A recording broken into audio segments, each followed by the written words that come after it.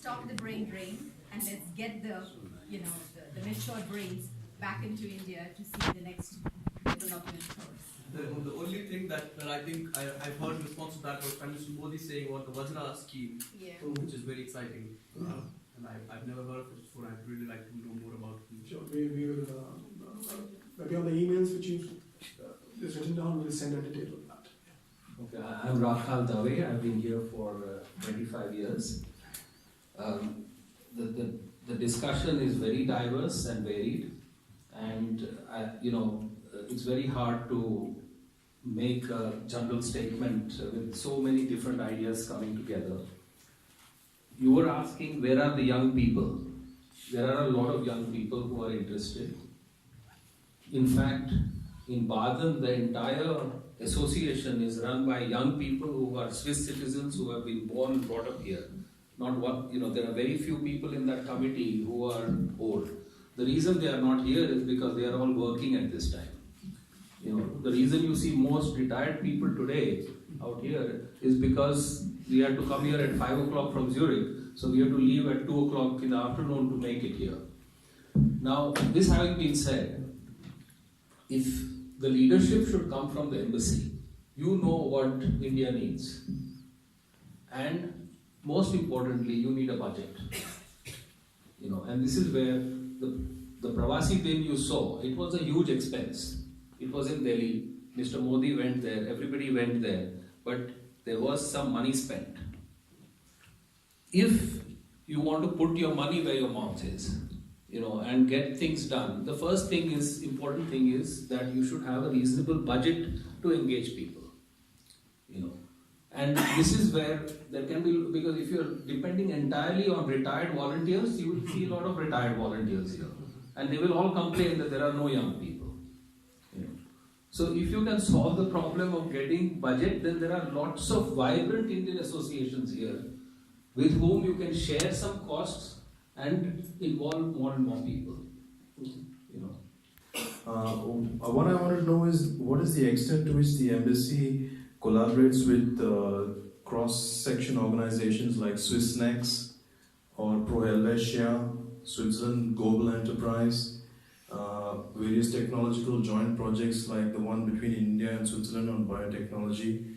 Because there's lots of collaborations happening at these various organizations that have been established for that very purpose.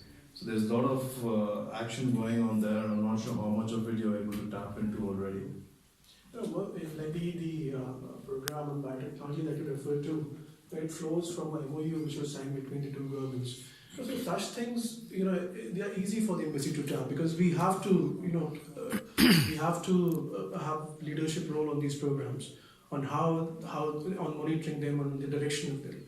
But when it comes to things which are other than government to government, particularly, like this, this interaction, that is where we really want that we have more content in the relationship, that more engagement being in the relationship, because apparently this is what the sense of the government is, that there's so much of latent, unexploited potential in the relationship between India and the diaspora, which can be tapped. That's why that emphasis of the Prime Minister on the experience of the diaspora.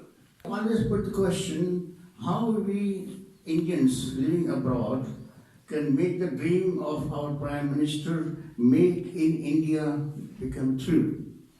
Because I have felt during my business with India and other countries, what we lack, this mentality of chalta hai, dekha jayega, this is a very big hampering in development of our nation. And we Indians who are working here, I think we don't have that mentality. Otherwise they would throw us out. So how we can transfer this good mentality here, what you learned in our country. And I have a report here published on 5th of January, 4 days back, of FDA in America. Our big corporations, pharmaceutical companies, who are doing business in hundreds of millions of dollars, they are sending adulterated drugs.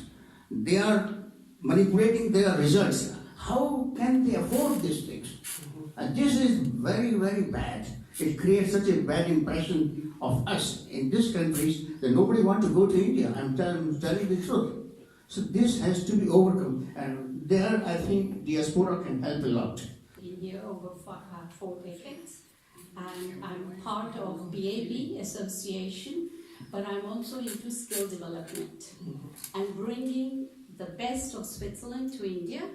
I've translated 2 books on vocational education from German into English, and bringing the best from Switzerland to India is doing a project in India which involves skill development at the school level and bringing it up to the Fachhochschule, as it's known here, University of Applied Sciences. The educational system in Switzerland is one of the best.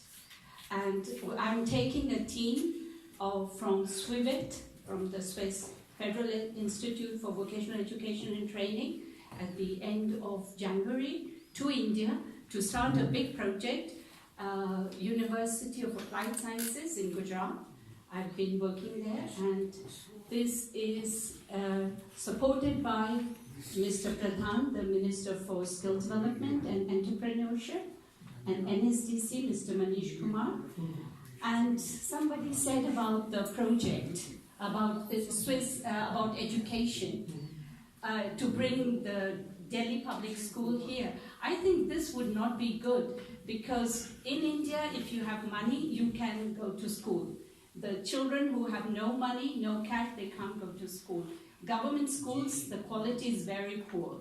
So what we need to do is to bring the best practices from Swiss education, which is the apprenticeship program, to India, and to make it delivered at quality level, free of cost.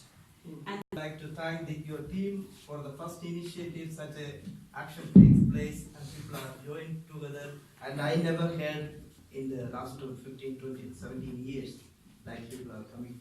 We never had a good, I would say, good impression on Indian embassy. They are doing something for Indians in Switzerland.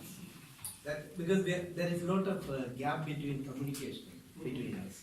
And this, I would suggest, I say this is a very good initiative which is done from your team. I would just like to thank them. The rest will come later.